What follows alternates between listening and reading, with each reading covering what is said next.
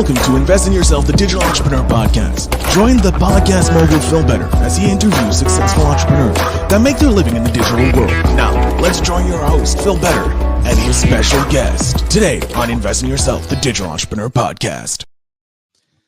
Welcome back to Invest in Yourself, the Digital Entrepreneur Podcast. I am, of course, your host with the most, Phil Better, the podcast mogul. And today's guest is a trusted advisor, a coach, experienced designer, author, podcast host, and, of course, a speaker because he has everything else under the hat he needs.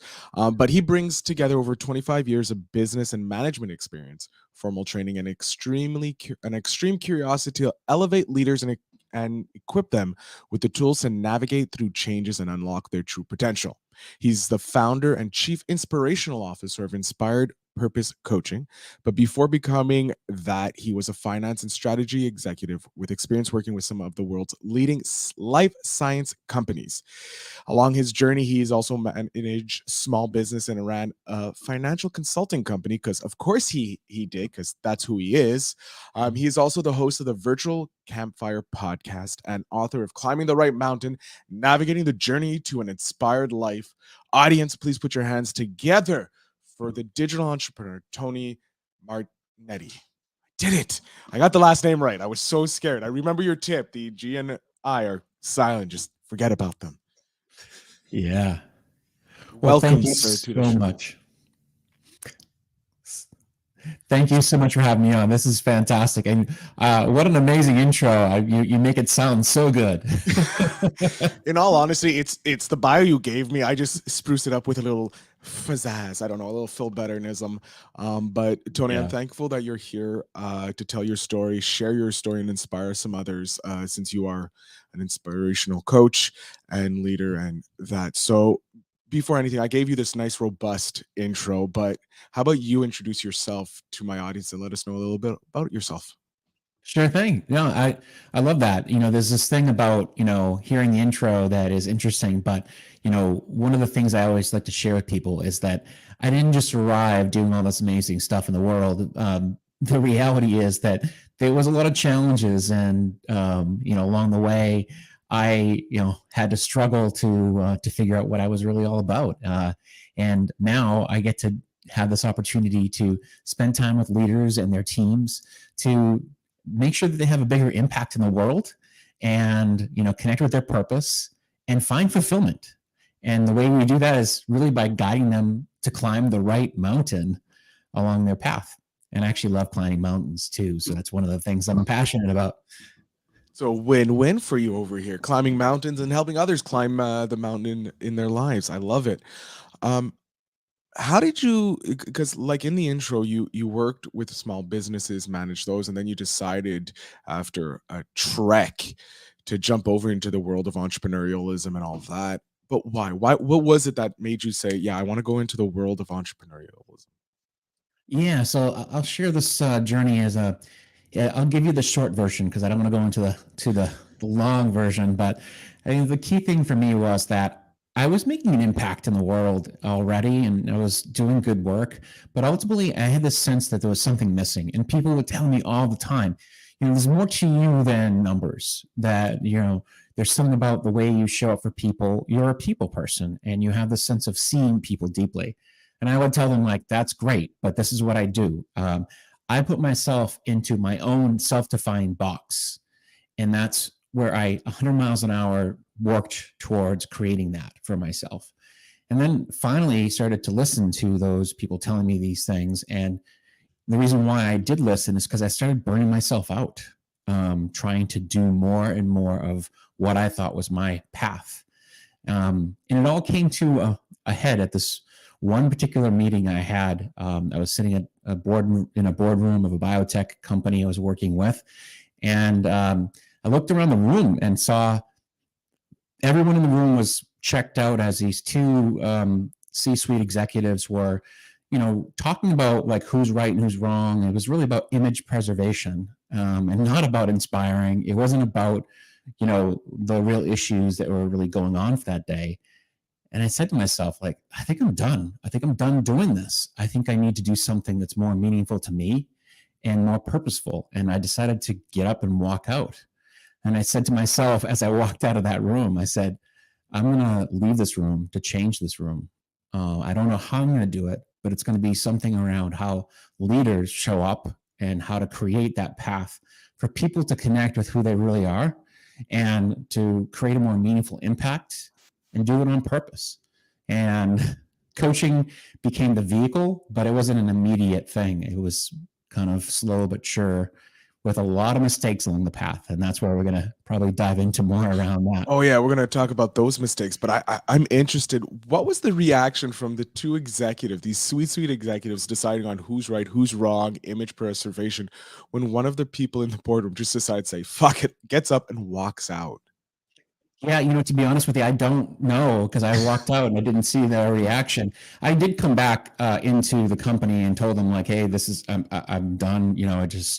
I've had enough." And I try to not burn bridges, but I had to tell them this is my truth. This is who I am now. I'm not going to do this any longer. But I think it sent a message to the people in the room that we don't have to tolerate this any longer. So. I didn't never actually talk to them after that. The people. It just was like peace out, life, liberty, Yeah. and all that fun stuff. I would love to have seen the conversation after you left. What was going on in their mind? Yeah. It was really a vulnerable moment for me because think about it. I mean, I had played the game for so long and, worried about how do I show up? What is my image in that room? At that point, I really didn't care. I had this moment of saying, what's right for me? What is real for me? And I don't think I ever was being true to myself until I decided to start being clear about what is real. And that's the journey that I started to go on. And now I help other people to get clear on that too. And the one thing I'll share about that is to say that my tagline for my business is inspiration through honest conversation. But the thing is about honest conversation, the first honest conversation you have is with yourself. Is how honest am I with myself about what I want, who do I want to be, and who am I? That and I know that's the hardest conversation you can have. Because I'm still having that conversation with myself as I evolve from who I was before and learning all the little intricates that is me and what I want actually. Because you learn after you go, oh, this is something I want, but then when you get closer to it, you're like, maybe no, this isn't really what I want, and then you have to shift over here, and it's a very hard conversation to have. I find. Yeah. Yeah, and it's okay to not have the answers always. Part of the journey is to continue to be okay with the question and sit with the question and continue to explore the answer. But the key thing is to not, if you don't ask the question, then you stay stuck with the answer that you think you have, if that makes any sense at all. Yeah, it's always we're curiosity. I think we lost the curiosity as we grow up and become adults. Um, we lose that curiosity that should always be there. We're humans. We want to know how things work, why things work, and when we lose that curiosity, I feel that you lose who you are. So you always have to. Oh, I'm sorry. It was just flew into my eye. You lose that curiosity. You lose that like spark of life. I feel. Exactly. It's like the old saying, like, our life is limited by the questions we ask, right? If you want to live a bigger life, then ask a bigger question. Wow. That's heavy. That's the name of the episode. I'm gonna name that "Ask Want a Bigger Life." Ask bigger questions. What happened after? Okay, so you walked out. You're like, "Peace out, home fry. I'm done with this." You come back. You tell them, "Hey, this is my truth." You walk out. You leave. What's next? What did Tony do next? Well, besides panic, I figured there was panic. I just kind of like, yes, people, you will panic when you do this because you're like, oh, I'm strong. And then you realize, oh, I don't know what I'm doing. What did I just do? Yeah. No, I mean, the key thing I started to do is to have conversations with people. I started talking with, I built a great network. I was always a people connector along the way. And, through conversations that I was having, I started to see an opportunity to explore the idea of getting certified as a coach.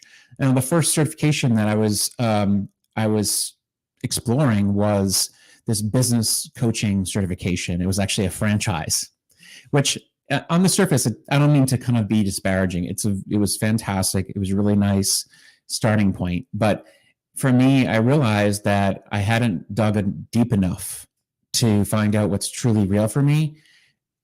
So it was just a starting point. And it got me some confidence to move in the right direction.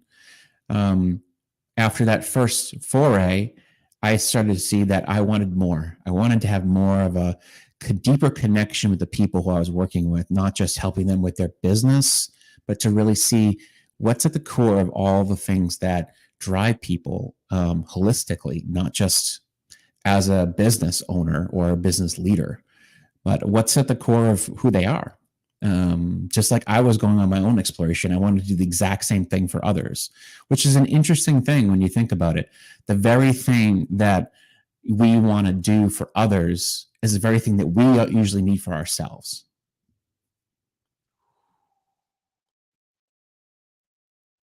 There's truth in that, right? Like I often think about the sense of like, what would I most want? If I most want it, then the people who I resonate with might want the exact same thing. And maybe because I'm after it and I can help seek it, I can be the person who's going to help those other people who are seeking it too find it. Jesus. Breaking my mind here, okay? Like, stop it. Free advice. Like, wow, you're dropping more bombs in an episode than I figured. These golden nuggets, I love them. So Tony, you started talking, you realized that the certification, getting a coach was a great starting point, but it wasn't what was your calling. It wasn't lighting your soul on fire, but it was at least lighting the path towards it. Exactly. What happened next? Like, what was the, maybe let's hit a failure. Like, what was a failure, maybe more of a lesson than a failure? Because obviously this was a starting point. It wasn't a failure because it lit the path, but I want to talk about maybe a failure that can help someone. Yeah. Well, this is, I'm going to say it's a failure of mindset. Okay. And the reason I'll explain that is because when I first got started, there was a sense of like, oh, I got to compete with all these people who are out there doing the similar things that I am. And there's so many people doing this. And, I felt like so alone. And I felt like I was, how am I going to compete with these people who have been doing this for years? And so then I had this thought come into my mind, and it might have come from someplace that I can't remember where it came from, but it's a quote that still stays with me today, that amateurs compete and professionals create. I'll say it again because I think it's important. That amateurs compete and professionals create. And hidden in that quote was a sense of like, man, if I continue to feel like I have to go alone, hide, or like keep my secrets to myself and feel like I have to, go it alone, then I'm gonna have a really hard battle. But instead, if I open myself up to talking to other coaches, advisors, talk to them about what worked for them, how did they get where they went, and what are some thoughts about some ways to do this, and learn from them, then what happens is I can also create a bigger pie. I can embrace an abundance mindset, if you will, as opposed to a scarcity mindset, and we can create something bigger together. I just feel like we're getting a coaching lesson right now. Free coaching. I love it. This is one reason you should start a podcast, because you get to talk to amazing individuals like yourself, Tony, and learn. I want to kind of like skew a little left and talk a bit about your podcast. Sure. Because we got you up until a failure, the podcast. What is the benefit of the podcast? Why did you start this podcast? I love this question because I'll have to be, I have a confession to make. I had never really listened to a lot of podcasts until I created one. And, I started it in 2000. Obviously it was the time of the pandemic. And at first I wasn't even thinking about it as a podcast. It was actually something that I was going to do in person. The concept was coming from this place of bringing people together to share their stories and connect. And Then I started to rethink this, obviously because of the pandemic, that we couldn't be in person. And it started to become more of a better concept and actually with a bigger reach through a podcast. Mhm. And so the virtual campfire was born out of this concept of how can I share people's stories with other people that allow them to see that people don't just arrive at this place where they're making a huge impact. There's a journey that gets them there. And usually there are moments along that way, what I call flashpoints, that reveal their gifts into the world. I purposely chose the campfire because I believe the campfire is the place where we've been telling stories since the beginning of time. And it's an intimate and very conversational place where we can be a little vulnerable and open to this idea of sharing some of the moments that we may not be proud of, but they actually reveal a lot about how we turned maybe some of our scars, our wounds, into the biggest parts of our strengths. And that's where we started. 200 episodes in now, and it's been an amazing journey. I love it. What is maybe one of the lessons that you have to share from doing your podcast? Yeah, I'll share two things.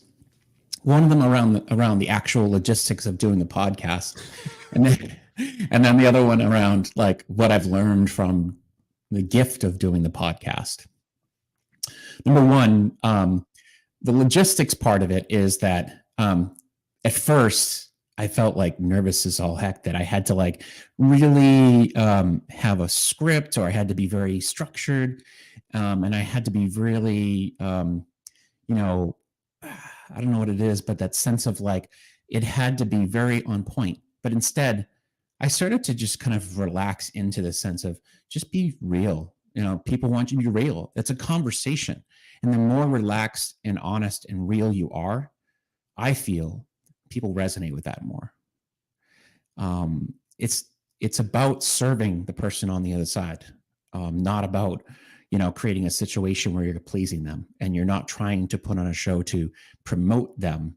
What you want them to do is to feel as though they're being served like a coaching client. So that was one of the lessons I learned about the process logistically. And then what I also learned was that I was actually feeling, as I was sharing this space, that I learned a ton from these people who came on. Every time I came on with this on the show, I felt I left having this emotional connection with them that would go on for like months on end. I would reach out to them. We'd have conversations. We would keep this relationship alive. And to this day, I'm actually writing my second book that is based on this virtual campfire, where I'm actually revisiting some of those stories and using them as lessons to empower others to go through their own journey of transformation. So, That is phenomenal, and I can't wait to read that book because I love seeing books from podcasts going. I love that idea, and I think it's a genius idea, and it's one I'm trying to get a few of my clients to do. But what is maybe a moment that you've had in your journey, either with the podcast or with helping inspiring others, that cemented that, yeah, this is the closest I've gotten to my true passion. That is my reason of d'être, why I'm here on this planet. yeah. Oh my gosh, there's been a lot, and it's hard for me to classify any one particular one as being like more than the other. But I guess I'll just choose one that's been recent, Yeah. that I can speak to. Having a conversation with one of my clients who basically, he was laid off from his job, and during the process, it was his employer was paying for the coaching, and was devastated. Didn't see it coming. Didn't see, that this was going to be something on the horizon, and showed up to coaching literally like hours from being told that he lost his job. And as we're sitting there and having this conversation, I was able to kind of help him shift from this place of desperation to seeing that this is just a moment in time where we can shift from a failure or a letdown to an opportunity, a place to move from and start to empower himself to see the future. And in that moment, I saw someone really change his attitude towards seeing new opportunities. And since then, he's actually gotten a new job and he's so happy. It's a job that really connects with him much deeper than he ever was connected. So, and now we're coaching, but he's paying for the coaching himself. And it's been fantastic. Oh, that's awesome. That's Yeah. great. That he could, you helped him take a negative into and make it into a huge positive job that's even better for him. Yeah. That's amazing. I love that. Yeah. Speaking of that, like let's kind of stay focused on someone who just lost their job. They didn't see it coming. They just got knocked in the face. Like with the when this is recording, there's a massive amount of layoffs going in the tech world right now, which is really sad and disheartening. What tip do you have for someone? Like, how do they go from being devastated to trying to become an inspired individual to live that inspired life? Yeah, and I think it starts with before you go into this negative spiral and start blaming yourself or feel like it's something you could have done differently. Just remember that these things are happening not to you; they're just happening because there is an outside influence that's impacting these businesses. So don't beat yourself up. Okay, the first thing you can do is take a moment to appreciate all that you've accomplished. I always think about this as a time traveling moment where you take a moment to reflect back on what you've accomplished up to this point. What are the things that you have in your belt that you want to appreciate and honor? Those are gifts, and those are things you're going to take with you. But as they often, there's an old saying from Ken Wilber that says, you transcend and include your past. So your past is something you're going to include as you move forward. But how do you want to transcend this moment? How do you want to move from here to something that's more empowering and more fascinating than what you've already accomplished? Don't see this as defeat. See it as something that is just a stepping stone to something bigger. And so the next step is to think, what would I do now? What would I like to do? What is the thing that I want to do? Not what is available to me, but what do I want to do? What would I create in this moment? And so if you start thinking what's available, then it's like you're almost setting up yourself for defeat of like just accepting what's available. Instead, think about creating it. As you say, this is about digital, a lot of digital entrepreneurs. Maybe what you need to create is something for yourself. Or think differently about how companies might want to see you bring your gift to them. Maybe it doesn't have to be something where you have to do the same old, same old. You can change the script a little bit. So that future orientation is the next thing. And then come back to the present and start thinking, what can I do right now to make a step forward in that direction? And that's really what the change happens. And I'll share one other thing just while I'm on this rant, which is I'm loving. I'm sitting here gobsmacked with I'm like, wow, that I'm going to start implementing that myself. So yes, please share more, please. yeah. Well, the one thing that I often share with my clients is this concept called expand your vision, narrow your focus. And it has to do with this idea that like oftentimes we limit ourselves because we don't know what else is available. So the first thing you can do when you get stuck or feel like you're not seeing options in front of you is to step away and open up your eyes to what's around and what's possible. So expand your vision. What else is possible for you in any given situation, any problem you're facing? Once you see new possibilities, then narrow yourself down to say, what do I want to take action on first? And that's where the narrowing and the focusing happens. And it allows you to step into action. And so you don't have to feel paralyzed by options. Instead, you just take the option that most aligns with who you want to be next. Make sense? Oh, it's crystal clear.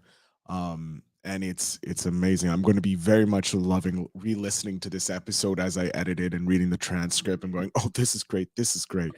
Um, I thought I was gonna have a sneeze. Yeah, no sneeze. It's Okay. all good. Um, the worst thing about podcasting is that my hand's like hovering over my mute button to make sure that if I sneeze, Yeah. I don't destroy your eardrums or my listeners' eardrums. Um, Tony, we are coming near to the end. I hate it. Mhm. So we're gonna get to the Spark question of the game. As my audience knows, Spark is from Seek Discomfort, the brand of Yes Theory's YouTube channel, an amazing organization. Just they believe in a stranger's just a friend you haven't met yet. So spark the conversation with them. This question is for you, and I think it will resonate a lot with you because of what you just said. I love the questions; just fit so well. I don't know how. I'm thankful for this, but what is something you've done that your future self will thank you for? Yeah, I love that. What is something I've done? Okay. Well, I would say the things that I've done is I've created this path to being able to. Well, give me a moment here. I'm gonna think Take your this is a time. good Take your one. time. Yeah. Hmm. I've started to create a lot of focus time where I'm spending a lot of these times where I'm focusing on big projects that are planting seeds for the future. And what's important is that if I don't spend time now doing these little projects, these focus times, then it will be something that I would regret if I don't do it in the future, if I don't have that for the future. So on the horizon, my future self is going to be doing a lot more speaking, a lot more events in the future. And if I don't have those seeds planted now, then I'm going to find myself in a state of panic or a state of like feeling flustered. Uneasy. Yeah. And so putting that space in my calendar now, getting ahead of it, is actually making me feel like I'm like creating space that puts me in a very good headspace for later. I like to think of it as being a proactive versus reactive mindset, which really changes the trajectory of how I look at my year overall. I can see the end of my year feeling a lot more calm. And right now, I feel like I'm planting those seeds. So my end of year feels like it's in a place of all the pieces being put together. I love that. I love that. That's a great thing for people to do. A great piece of advice as well. Putting in the time to reach those future goals, being more proactive than reactive. I Yes. think we always live in a more reactive state because of just the Yeah. way the world is right now, and being proactive to do it. I love that. Um, Tony, we are at the coming to the end. I'm going to jump off the screen. I'm going to give you the last little bit. I want you to let my audience know where they can find you, where they can follow Sure. you, support you, whatever it is you feel like sharing with my audience. The floor, sir, is yours.